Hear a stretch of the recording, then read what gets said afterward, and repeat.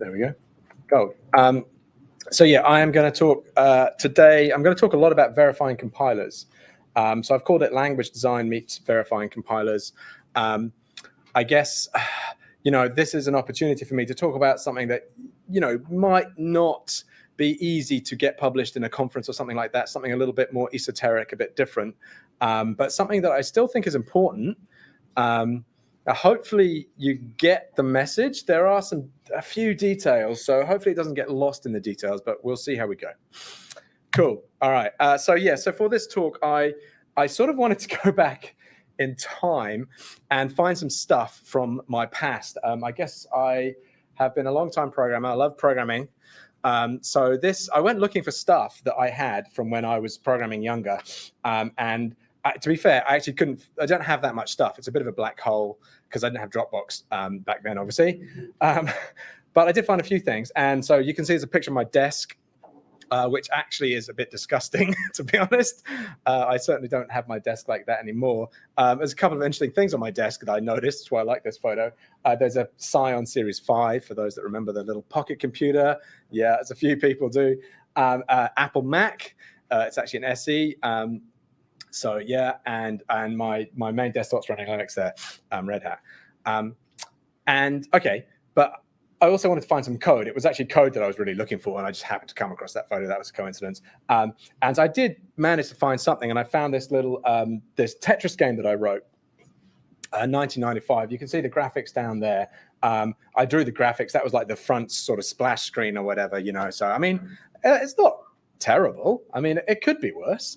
I'm obviously not much of an artist. And more importantly, I did find some C++ code. So it's written in C++.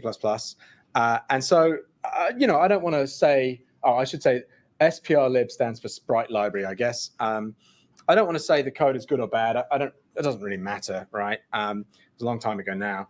But the key thing here is that this is C++, right?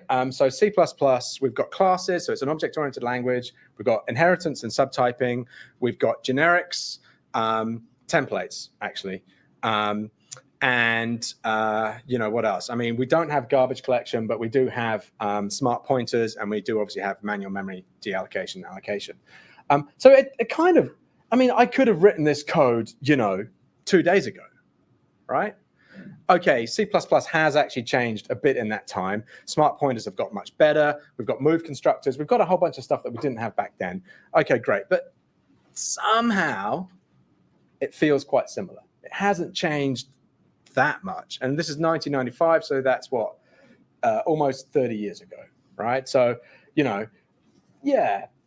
a lot of the stuff that we're thinking about today was still there. And actually 1995 is the year that I started learning to program in Java. And again, Java has changed a lot in that time. We didn't have any form of generics when I started using Java. But a lot of it is actually very similar as well. Subtyping, inheritance, those OO things. So stuff hasn't changed that much. And I guess, what I want to try and do in this talk is, I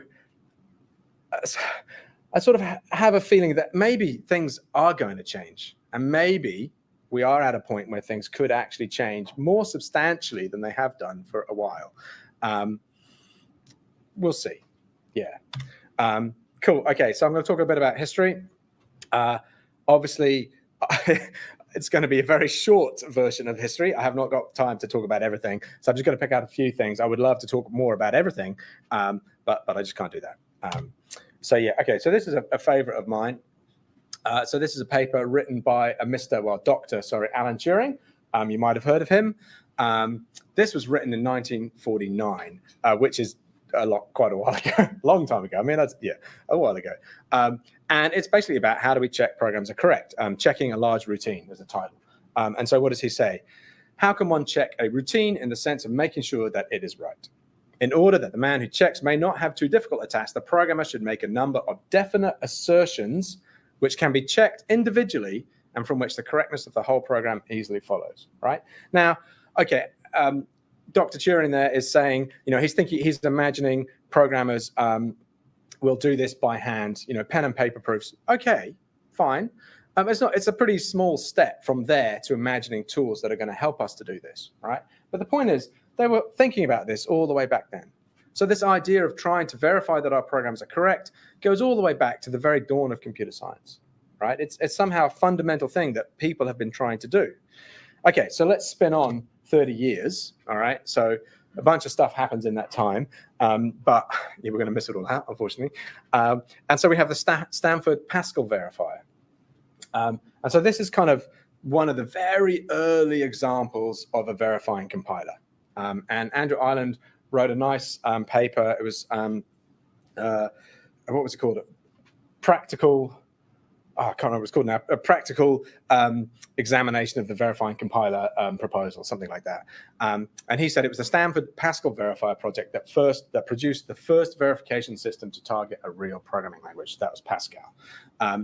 And so, it's a very early example of a verifying compiler. And I guess the thing that's interesting here is, of course, the date, 1979. So, again, people have been trying to build these verifying compilers for quite a long time, right? Okay, all right, let's spin forward again. So we're really going through history quite quickly. But so now we're 2003. So Sir Tony Hoare releases this paper about the verifying compiler grand challenge. And so this is just the abstract of the paper. This contribution proposes a set of criteria that distinguishes a grand challenge, as an example from computer science. It revives an old challenge, the construction and application of a verifying compiler that guarantees correctness of a program before running it, right? And so the idea here, is that we're going to use the verifying compiler to check our programs before, obviously, statically at compile time before we run them, and we're going to try to eliminate bugs as much as we possibly can. And really, the goal, or I guess the thinking here, was that he wanted to set a challenge that was a real challenge that required solving actual hard problems, but also something that he felt was within reach, right? So that was 2003. So that's what, almost 20 years ago now. Not quite 20 years ago. So how have we gone on that grand challenge? Have we got a verifying compiler yet?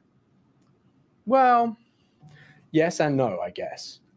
No, in the sense that are people using verifying compilers every day to develop software? No, they're not.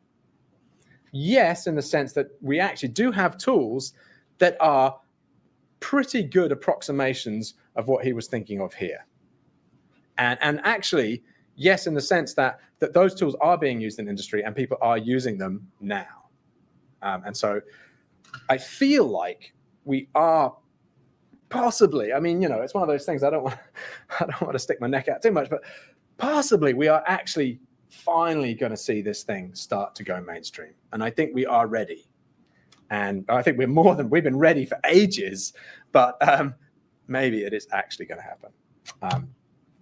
So here's just an example to motivate. I guess one of the reasons, and I'm sure everybody is reasonably aware of the reasons why things are changing, but I guess ultimately it comes down to the economic reasons. So this is a piece of Solidity code. It's a very abbreviated. And it's part of what's called the deposit contract. And the deposit contract is a very important smart contract in the Ethereum ecosystem, particularly since they went through the merge and we have this Ethereum 2, which is a proof of stake system. The deposit contract is a key part of that and the beacon chain. And so what's interesting about this, well, there's a few things that are interesting about this. Firstly, this bunch of code currently holds around 9 million Ether. All right, so at roughly today's rate would be, I actually didn't look it up, I should have done, about $1,000 to one Ether. So that's about $9 billion. Previously, it was up to about $3,000 an Ether. So that's like, 30 billion or something like that, roughly speaking. That's a lot for a contract, a small piece of code to be dealing with. And what we see in this is we actually see a comment, and this comment is interesting, written by the Solidity developers. And the comment just says, as the loop should always end prematurely with a return statement, the code should be unreachable. Right now, I have written that in my code in many, many, many times. This statement is dead code. If it's in Java, I might throw an exception at that point or something. Okay, or just return some stupid default value, whatever. But I don't write code that manages, $9 billion worth of funds, right? And we can see if we look at the while loop, well, we've got a condition on the while loop and we've got an if statement that returns. So the basic thing is, as we go around the loop, eventually that if has got to get true. Okay. And so the question is, well, what did they do to decide that this contract that's going to manage an awful lot of money is correct? Well, they basically looked at it, and hopefully they tested it, but they didn't really do anything more than that. It's written in Solidity. Solidity doesn't really lend itself that well to being verified. Actually, subsequently, people on my team, colleagues on my team, used a verifying compiler, Daphne, that you may have heard of, and we're going to see a bit more of later, to check that actually, yes, it actually is true that we can never reach the assert statement, the assert false. So that's good, but it wasn't part of the original development, and probably they deployed this contract before that verification was done, right? So we're not quite there yet. We're close, but not quite there. Cool. So yeah, okay. So what do we do? So yeah, as Bernard said, I actually left academia in June, and I joined a Consensus, and I work on formal verification of smart contracts and developing tools for that. And we actually developed this Ethereum virtual machine implementation in Daphne. It's about 6,000 lines of Daphne, and it's statically verified using this verifying compiler. And actually, we have a CI pipeline so that when we push, it re-verifies everything for us as well. It's also an executable specification so that we can actually compile it to Java and run all of the Ethereum tests on it as well. So it's actually pretty neat. And I guess the point of what I'm really saying here is that, basically I spend my days now writing Daphne code. So I spend my days as a professional. I'm an industry person, right? Sort of, using a verifying compiler. So it is happening that people are really doing this, for a living, right? Because I'm the living proof of that. Obviously, it would be good if more people did this. And yeah, cool. All right. So what I'm going to talk about in this is just just keep track of my time. So we're going to talk about two languages today. So Daphne, which you may have heard of, and Whiley, which, well, if you know me, you've probably heard of, but otherwise you might not have. They're two very similar languages. So, and they both come with verifying compilers. And what that means is that they're going to check their specifications, the pre and post conditions. So in this case, we see the insurers clause as the post conditions. They're going to check them at compile time before we run the program. Both languages, Daphne and Whiley, were started around 2009. Both of them compile down and use Boogie and Z3 for verification. So they're actually both quite similar languages. Daphne was started by Riston Leno, and there's been a bunch of contributors since then. And it was originally started at Microsoft and now is primarily developed at Amazon Web Services. On the other hand, Whiley was developed by me, and basically that's the end of the story on that. But it's not as polished, obviously, but it doesn't really matter here for this context. And so what I'm sort of going to do is just look at some of the differences between these languages. And I guess what I don't want to do is I'm not trying to compare them in the sense of one is better than the other, right? That's not the point. You might feel like that at certain points in the talk, but that's not what I'm trying to do. What I'm trying to do is illustrate that these are two sort of similar things with similar goals in mind, but there are differences in the way that in what has been produced and how they've approached it, and that actually there is a design space around languages for these verifying compiler tools, and we should be thinking about that. And hopefully somebody here or watching online will be inspired to think about it more, because really it's open ground as far as I'm concerned. And all I'm going to do, I'm going to show a bunch of different examples, and hopefully some of them may seem pretty simple and maybe not that exciting, but they're just trying to tease out some of the differences and the different ways of thinking about it, to give you a glimpse that there's a lot of sort of potential here for interesting language designs. So we'll see how we go. Cool. Okay. So I'm just going to start talking about verifying compilers, I guess. So we'll just get into it. Here's the Wikipedia take on a compiler. In computing, a compiler is a program that translates computer code written in one programming language into another target language. Okay, fine. It's a pretty standard description of a compiler. I actually think it's not really true anymore, to be honest. I think it's a poor description of a modern compiler, and especially so for a verifying compiler. It may have been true back in the day, but actually modern compilers do a lot of checking, right? They do a lot of type checking. If we think about the Rust programming language, it actually spends a lot of time doing complex checking for the borrow checker. And so it's actually spending a lot of its time checking code rather than generating code. And if we think about a verifying compiler, well, this verification technology is undecidable problem. So, it can take a long time. Even tools like Z3, which are amazing, can take a long time to decide if something is true or false, and they often time out. And it can be, at times, a frustrating process using them, I'm not going to lie.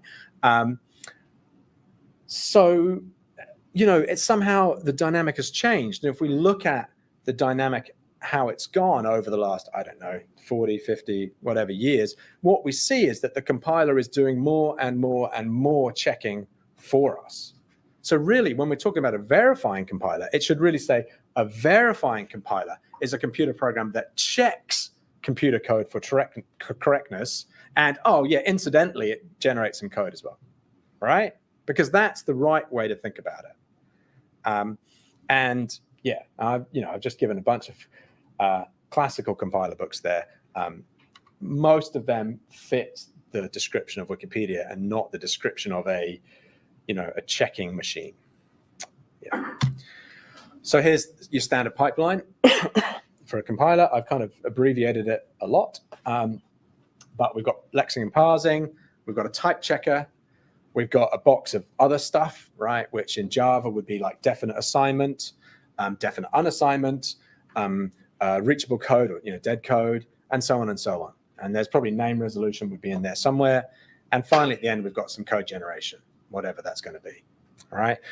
Nothing unusual or exciting about this. I guess the key thing here is, okay, if we're going to turn this traditional pipeline into a verifying compiler pipeline, where are we going to put this verification? How are we going to make that work?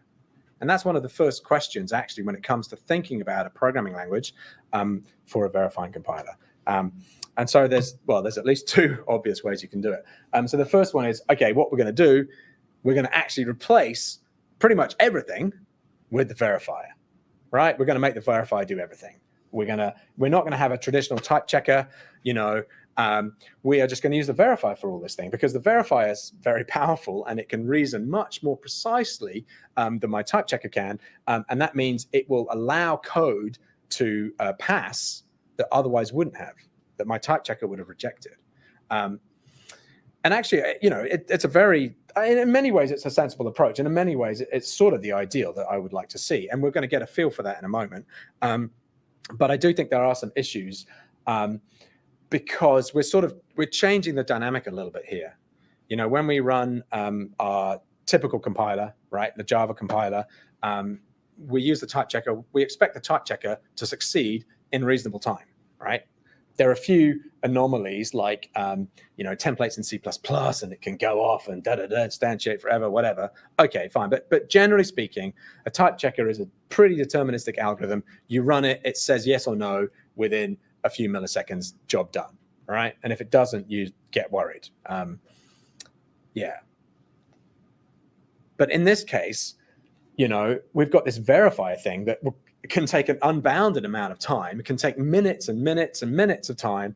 We can't really tell how long it's going to take. Sometimes it seems to go really quickly, and then other times it takes forever. We have no idea. So we're throwing away all of this quite sort of deterministic stuff in our compiler and replacing it with this very not deterministic thing. And I wonder if that's a sensible thing to do, at least whilst the technology is not as sort of robust as our sort of existing type checking, algorithms and so on, right?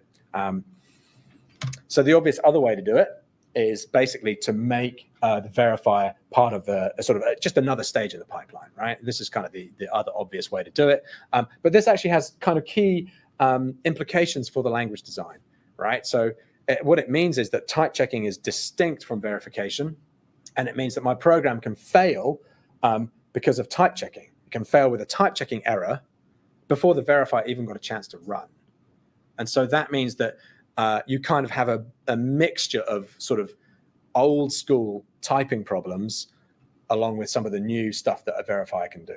And so trying to make that work and be consistent is a challenge. And so what we're going to see in these two examples is basically two compilers or two languages that have, taken these two different approaches and what that means.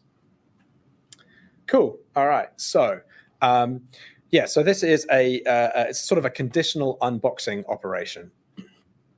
So this is Daphne. So you'll see it says Daphne. So we will see a mixture of Whiley and Daphne code. Hopefully it's reasonably clear which is which. So in this case, I've got basically a box. Well, it's an option, right? So it's either some value, which is an integer, or none, nothing. And what I'm going to do is I want to get that value and unwrap it. And I'm only going to do that when my parameter, in this case, it's a bit of a contrived example, but my parameter is greater than or equal to 0, right? And I put in this precondition, which basically says when my parameter is greater than or equal to 0, then it must be the case that there is something in my box P. Okay? And so what's interesting about this is, if we look at the body of the method, right, it actually does the conditional check, the arithmetic check, and then it just takes the value out of P. There's no cast to say that actually P is now sum. I'm not using a match statement like I would do, say, in Rust, right? And if I did this in Rust, I would have to consider the case where it matched sum, but X wasn't greater than or equal to 0, and so on and so on, right? No, the type coupling in Daphne of typing and the verifier means that actually this all goes together. The type system itself, in some sense, because it's hooked into the verifier, will just go, I can just apply the precondition, and therefore I now know that P has this is actually some value, and I can just dereference it. There's no problem, right? And actually, that's actually really cool, right? I think it's really cool. But it is relying on this assumption that the verifier is going to work. And so that is somehow a key question. And my experience certainly is that it doesn't always work. The verifier, that is. Something like this is fine. This is nice and simple. But once we start getting into something a bit more interesting, it's where it gets challenging. In a sense, it's kind of the ideal, really. Okay, so if we redid this in Whiley, exactly the same program in Whiley, it's following the syntax of Whiley. Whiley's got, indentation, syntax, and whatever.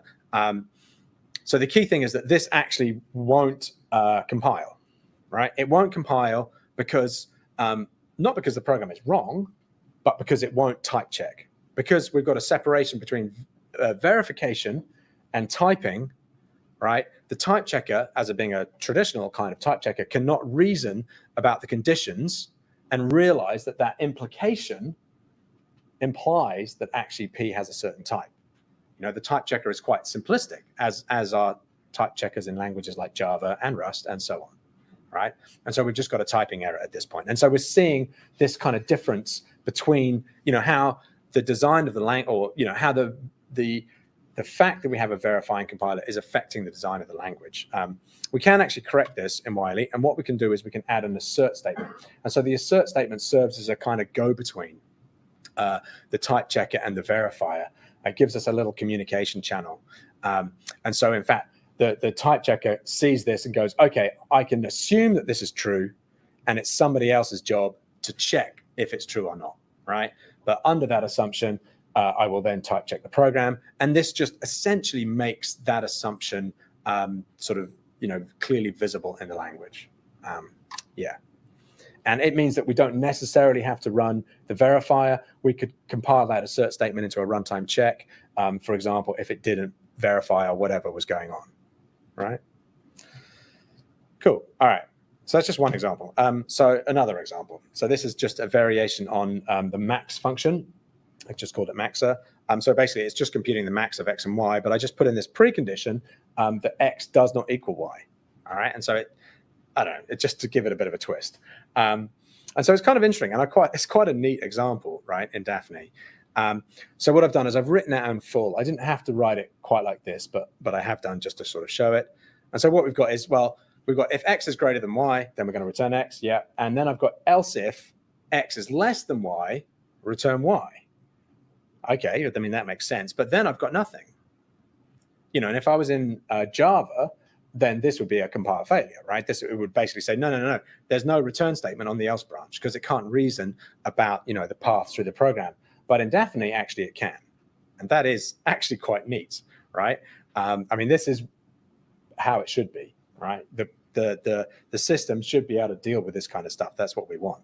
And so that is actually really cool. I like that. And Whiley, again, I've got this very clear separation between typing. So I've got just a traditional type checker. And so, again, it suffers exactly the same problem that we have in Java, where it can't reason about the conditions, and it can't realize that there is no, that the else block is not needed. So again, what I have is I have a sort of communication mechanism, and I have this statement in Whiley, which is called a fail statement, and it just gives the same kind of, what's the right word, sort of assumption that we saw before, the same communication between typing and verification that we saw before. It's sort of equivalent to assume or assert false, basically. But what it does is it tells the type checker that execution can never execute after the statement. And you can assume that, and then it offloads that assumption onto the verifier, which will separately check that it is in fact the case that we can't reach there.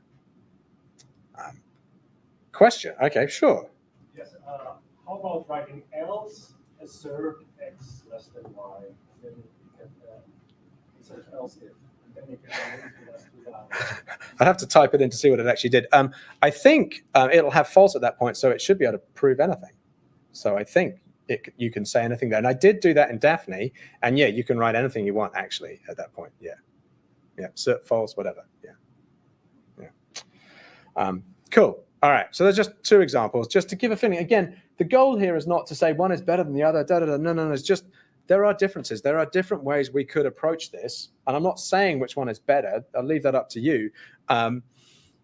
Maybe there isn't a better, right? But it's something we could think about and could think about more, and has not really received any attention at all. All right, cool. So I'm now going to talk about flow typing quickly. Flow typing is interesting. It is a little bit different from typing in traditional languages like Java. So this is Wikipedia. Again, in programming language theory, flow-sensitive typing, also called flow typing or occurrence typing, is a type system where the type of an expression depends on its position in the control flow. Okay, but the key thing here is that in a language like Java, if we have a variable and it has a type, then it has that type for its duration, and that's it, right? There is no way that changes. But in a flow typing system, it takes its kind of influence from data flow analysis and so on, and we can actually have different types for variables at different points in our program. And this is quite nice, right? And there are a few languages that are using it now. So TypeScript, Kotlin, all use various forms of flow typing. Even Java has introduced a kind of, what's the right word, hacky version of flow typing with the instance of statement, where you can actually write, if x instance of y, and the y becomes a new variable. I don't know if you've seen that, but you can write that in Java now. And so instead of having to write instance of and then a cast afterwards to a new variable, you can write the variable in the expression itself, which is a vague improvement, but not really as nice as proper flow typing. But anyway, so it's kind of useful, but it wasn't really developed for verifying compilers, I guess. It was, it's just a neat idea from data flow analysis that allows us to stop writing casts in certain places. But it turns out to be kind of useful for languages that work on verifying compilers.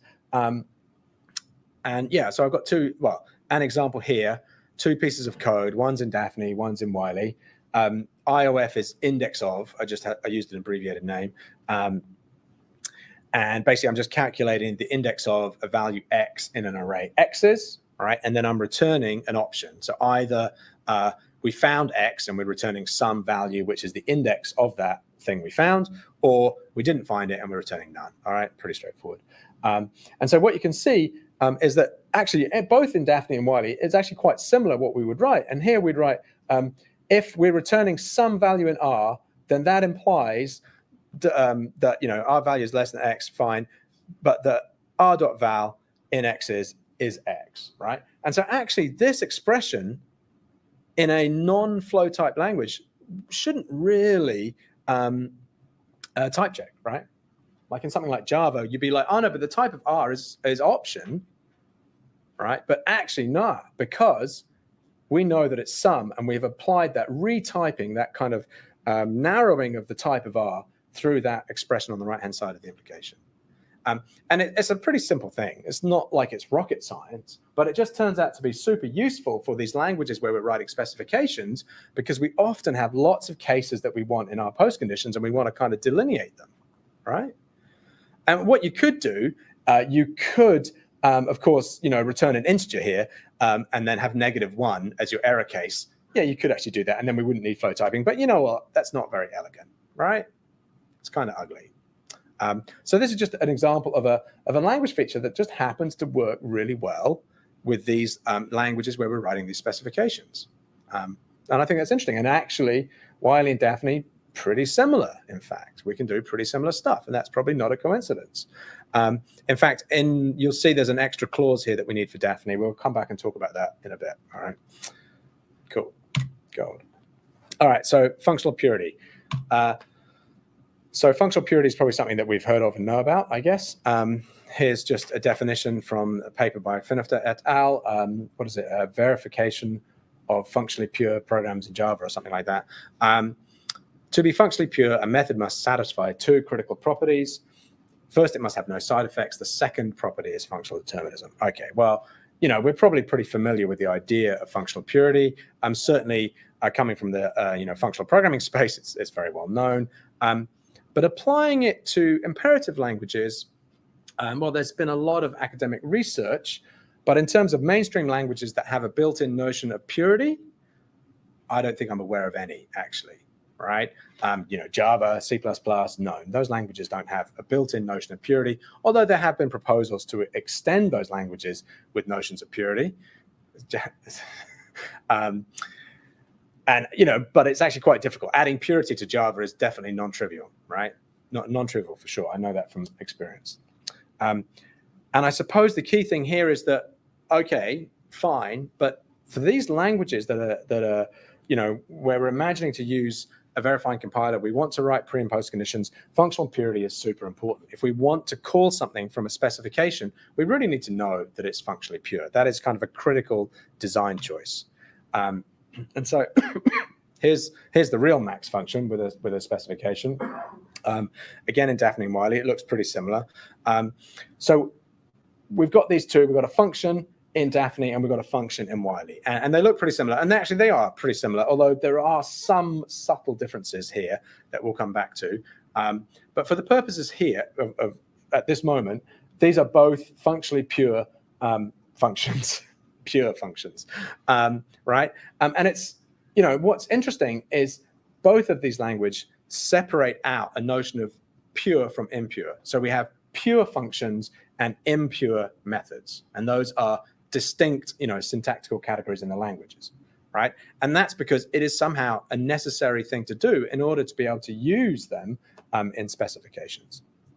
And so thinking about how we put functional purity into our languages and make it efficient is a key challenge here. Yeah. So, I mean, I'm not going to talk too much about the history of purity. There's a lot of stuff there. But one thing I liked actually quite recently, it was just published this year in the Journal of Object Technology, is about mutable value semantics.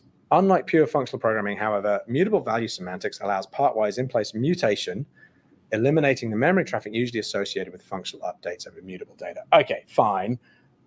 Basically, we're going to take something that actually looks impure and we're going to make it pure. And, well, that might seem like, a bit of trickery. Okay. But it gives us something really nice because it gives us a way to implement that thing efficiently, really efficiently. And one of the authors on this paper is a guy called Dave Abrahams. You might have heard of him. He's was heavily involved in the design of Swift, which is the programming language used by Apple. And mutable value semantics is part of Swift, in fact. So, it's not an academic exercise this is something that's used now on an industrial scale. Probably, you know, on your iPhone, some of the code has been, you know, implemented using this, right? So how does that look? So so I've got Daphne on the top and Wiley on the bottom. So I've got a fill function, and what the fill function does is it's going to fill a given array x's up to a point n within that array of a given value x. All right. So we could fill the whole array, but we might fill only some of the array. And so if we only fill some of it, we need to keep what's left, right? And so we're doing this in the functional space. So we're talking about pure functions here.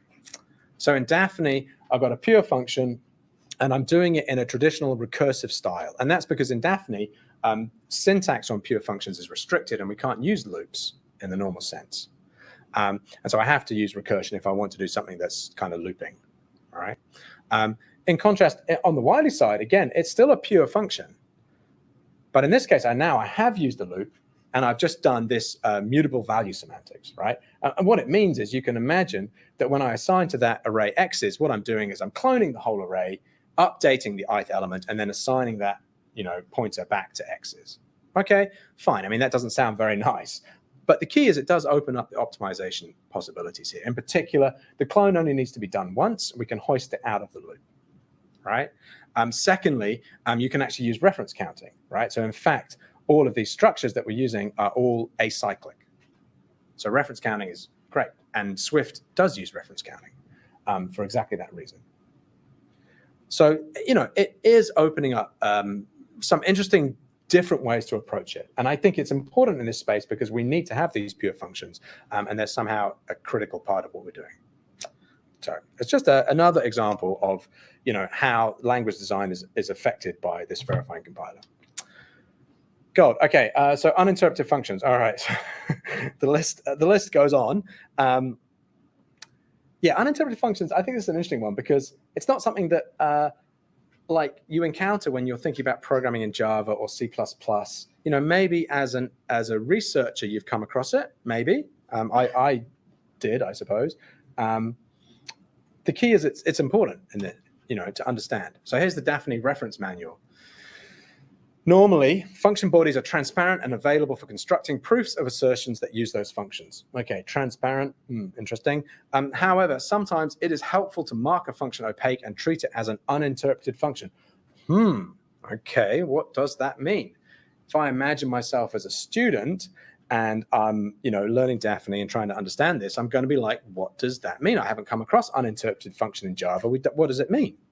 But somehow understanding this paragraph is critical to understanding Daphne and how you verify programs in Daphne. And if you don't understand it, then, well, you get very confused. And I see a lot of questions on Stack Overflow about exactly this, in essence. So it's interesting. So what does it mean?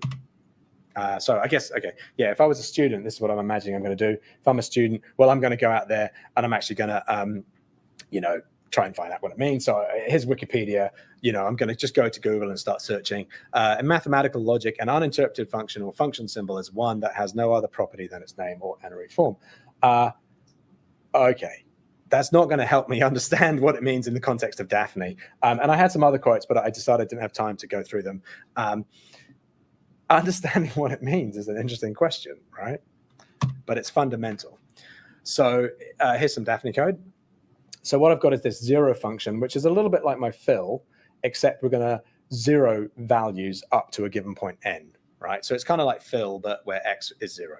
And what I've done is I've got a functional version of it and an impure version of it, right? And then at the bottom, I've got two effectively identical assertions, one that uses the functional version and one that uses the impure version. And because of the way Daphne works, I have to split this out, but that doesn't really matter too much. It's just an artifact of Daphne, right? So the interesting thing is this all looks fine, but one of these will verify and one of them will not.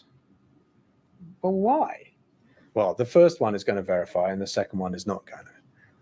If you look at what I'm basically saying here, I'm just saying that I want to zero the first two elements of the array. And so 003 is the right answer, right? And in both cases, the answer is correct. So why won't the second one verify? Well, and why does the first one? So the answer is because the first one is what we'd call an interpreted function, and the second one is an uninterpreted function, right? What does that mean? Well, I mean, the closest that I can think of is you could imagine the interpreted function as like a macro. What we're going to do is we're actually going to expand the definition of the function at this point, and the verifier has access to the full implementation of the function at that moment to do what it wants. So it has full access to know how the function works, right?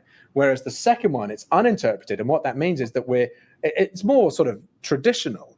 When we try to verify against a function call against this, we're just going to use the signature, where the signature includes the precondition and postcondition, but not the body itself. So that's much, much closer to how, we type check in Java, for example, right? And so the key is that for the method, well, we actually just haven't provided a strong enough postcondition.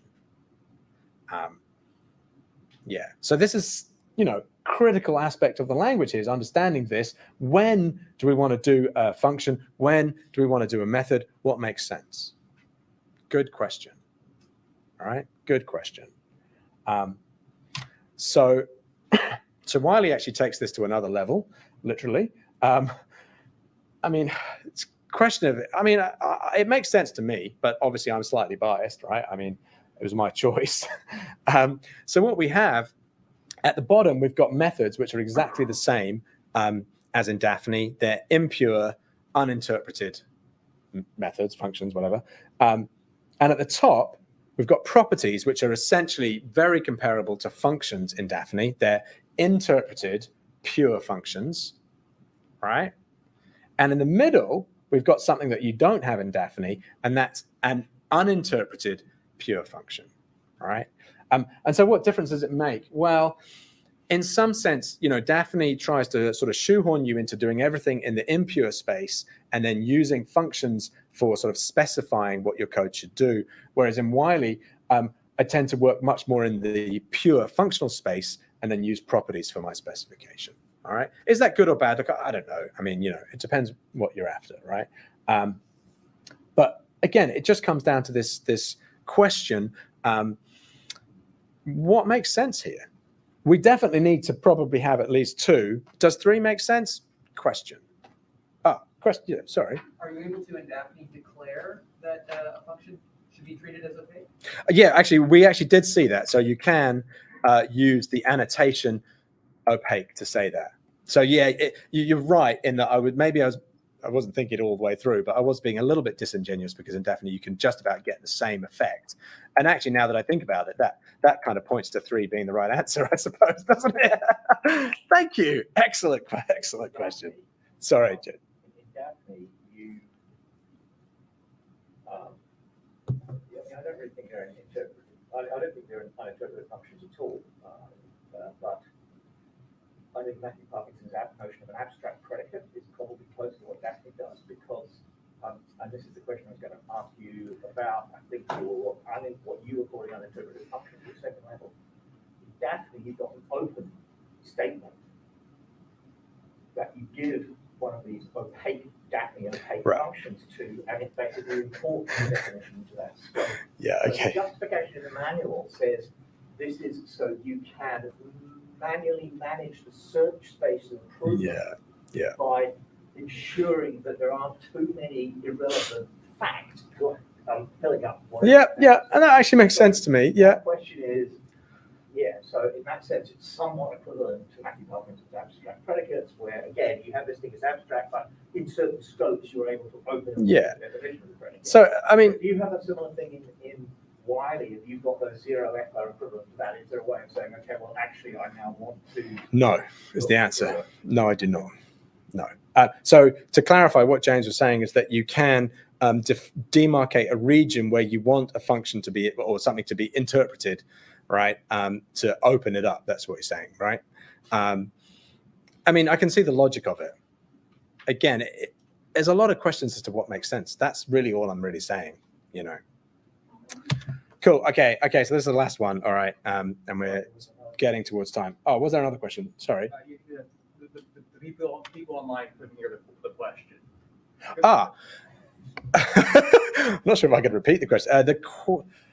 The question was, does Wiley have an equivalent to the open, is it a statement, open statement in Daphne? And the answer is no, it does not. Yeah, cool. All right, got it. Okay, thank you. Okay, so this is the last one. So just again, we're going to look at some inference, some forms of inference that Daphne and Wiley do. And, you know, again, just pointing out some differences. But this is the, you know, this example here for me is the money shot, as it were. Like this is the, you know, this is where I think this stuff is pretty amazing. And I wrote this, you know, in the VS Code plugin for Daphne. And I mean, it's not a complicated example. It's another variation on index of, because that's just an easy one to go through. So I'm going to try to find the index of a variable x in an array x's. Okay, but I've got a precondition this time that I know x is in that array. All right, so that's the key thing. So it's a slight twist on it, right? And there are a few things we can see. Firstly, I've defined this using a function, and we start to see why we need to have these interpreted functions in Daphne. And that's because basically all I want really is just to give this long quantified expression a name, contain, so that I can reuse it in my precondition and in my invariant, right? But if it was an uninterpreted function, then I'd have to give it a post condition for it to be useful. And that post condition would just restate what I had in the body of the function, and that seems a bit daft. So hence we have this idea of interpreted functions, right? Because it's just useful to do this. It is sort of like a macro, sort of. Would be very cautious about that, but there's some similarities. So yeah, so what I really love about this, right, is that basically we go through the loop, we've got an invariant, and the invariant basically says, as we go through the loop, you know, the amount of space left in the array where x could be decreases, but x is definitely still there. And so that means that when we get all the way through, actually, well, we can't get all the way through. We must exit by the return statement at some point. And we can write this assert false down the bottom here, and Daphne will verify that that is true, that we cannot reach that. It's an unreachable statement, right? And so this, for me, is where you're like, yes, this is how it should be. And if we think back so to kind of early in the talk, you know, I was talking about the deposit contract that managed whatever it was, $9 billion US dollars worth of funds, and they had an assert statement, and they weren't checking with the verifier that definitely was unreachable, and they weren't 100% sure because they left this comment to say, we think it is, but we're not completely sure. So just in case, you know, and yet we can do that. And this is how programming should be. And, you know, certainly it's what I'm excited about, to see stuff like this, right? Anyway, the point of what I'm saying. So the key thing is, however,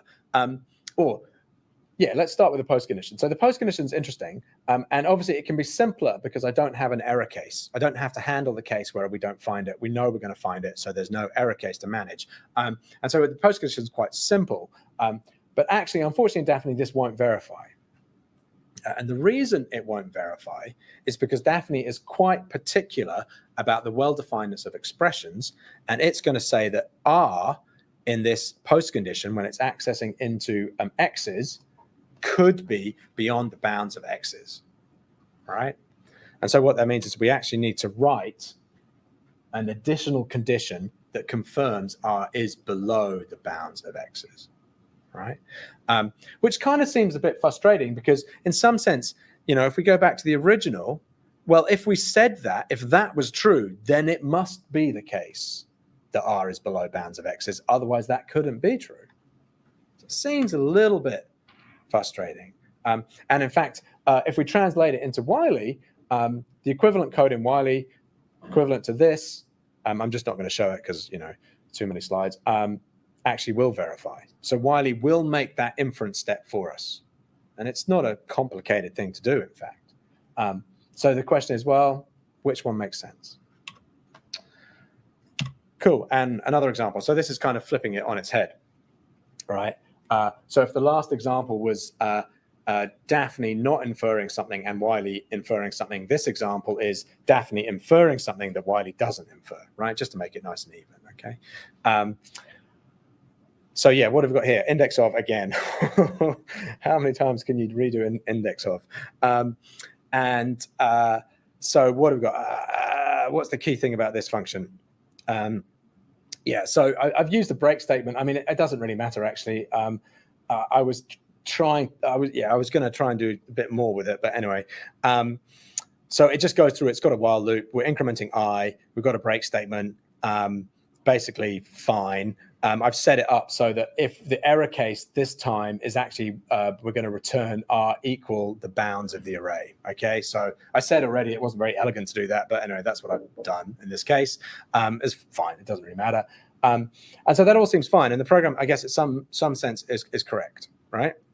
But this, this will verify in Daphne, which I suppose seems logical, but to me, it doesn't seem logical.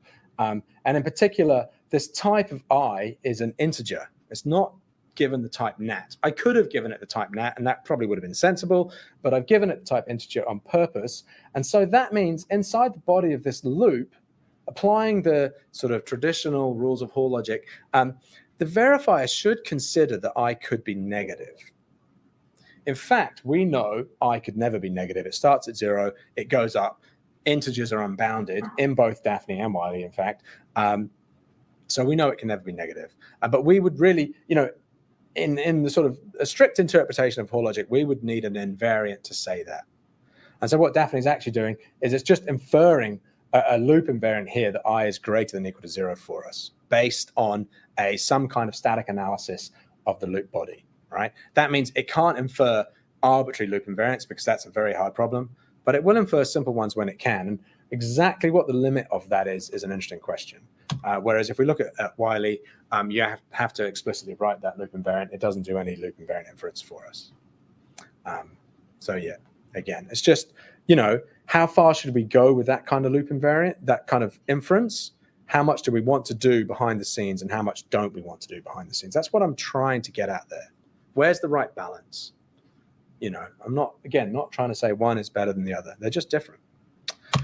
Okay, cool. So we're pretty much there now. That's pretty much a wrap. But I came across this tweet. I just wanted to end with this tweet, which from Shriram, only a few weeks ago, I think I came across it. The next generation of computing problems will not be about writing 80-style 5-line for loops, although I've actually done quite a lot of that in this talk, funnily enough.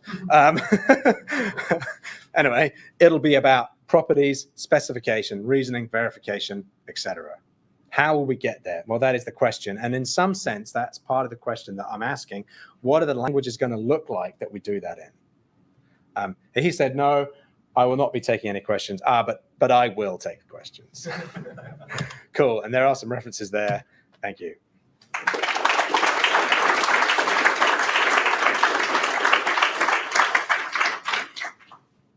Cool.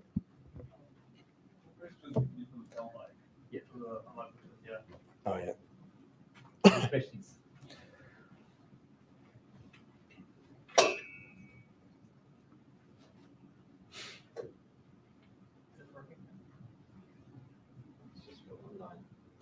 Oh, it's just for online. So you were specifically not taking sides, but if someone Trying not to, but remember, I'm very biased, so it's difficult. So what criteria should we think about? It seemed like a bunch of the way that you were saying, oh, it's different, was, well, the computer could figure it out, but maybe it's good to show it. In other cases, maybe the computer can't easily figure it out, or maybe there's an engineering challenge between, say, the type system and the verifier. Yeah. I'm just curious, what are the different trade-offs that would help decide what the right answers are? I mean, if we knew that Z3 is going to be improved in the next year to be basically works, then I would say don't do it, the way that I've done it in Whiley. Do it the way they do it in Daphne. Beyond that, then I think it's a question. And I think having in your mind, like my feeling is that we always need to have in our mind that this verification might not succeed. And we want to always have that as a sort of core assumption of how we design our languages. But yeah, I don't know. And I mean, I've made my own choices. And so you can see that, I guess. Those are what I think. But I feel like we need to explore it, right? There's heaps of stuff. When you start looking, there's just tons of stuff to find. Yeah, so I guess I don't have a great answer for your question. Anyway. So in one of your first slides, there was almost a bug, and I saw it, and I didn't say anything. You mentioned it at the end. then integers are unbounded. Yes. And so the absolute value function, the way you define it, actually works in your language, but it wouldn't work in C++. Yeah. There's a bunch of, I mean, having unbounded integers. I mean, there's a bunch of stuff, more stuff I could have talked about. I mean, you really want unbound integers, but you often don't want to use them in your actual implementation code. You really want to use them only in the specification kind of level. So getting that trade-off is interesting itself as well. Yeah.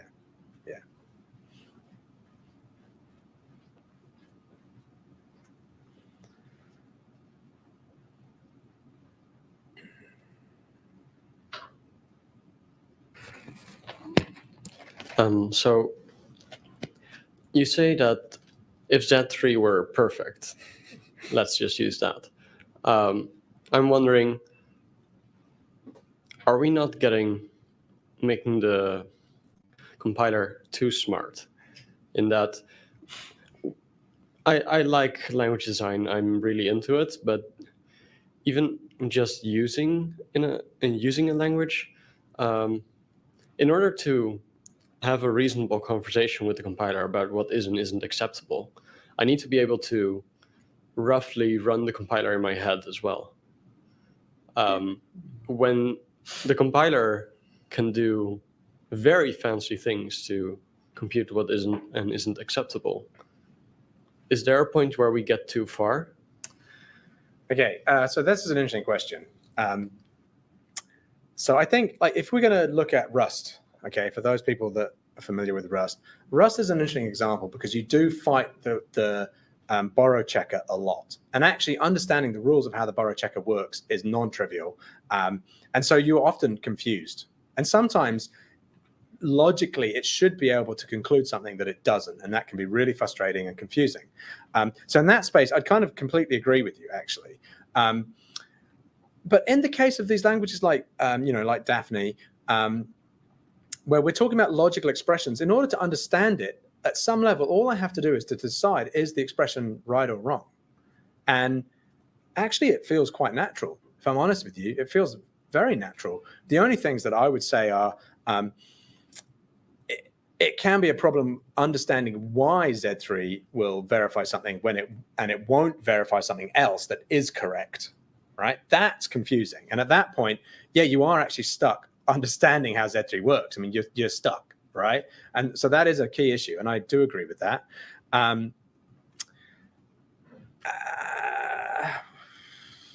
Yeah, so I was going to say something else. I can't think what it is now. My feeling is that it's not a bad space. Oh, yeah, that was it. If one of the things that you don't necessarily get good feedback on is like counterexamples. And so if you get good counterexamples from the tools, like Z3 doesn't produce great counterexamples, it does produce some, but getting those good counterexamples can be super helpful in understanding why it thinks something's wrong. So the problem you have is that it's failing to verify. And so your question is it because Z3 just can't do it, or is it because it's wrong? And trying to delineate those two cases is a key thing that can take a lot of time. And if you have a counterexample, you just go, okay, put the counterexample in, it's wrong, done. All right. So my personal feeling is, having used it for a while now, pretty much every day, is actually, I think it's pretty good. Yeah, I like it. I wasn't sure what to expect. I spent a lot of time building Whiley without knowing if it was actually worth it. But actually, I think it is. And I didn't talk about this, but you don't have to give a full specification for a function in order to get value out of the verifying compiler, right? Even, just partial specifications, just giving post conditions for things that are important or interesting can be enough to still find important or catch important issues. And that's happened to me. And yeah, I think it's gold. So, yeah.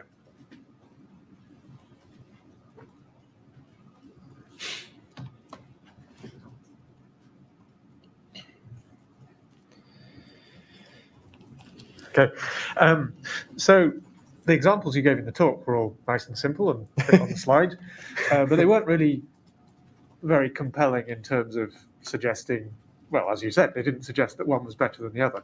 But you must have real-world experience of cases where you thought, wouldn't it have been better if I'd done it the the Wiley way or the Daphne way.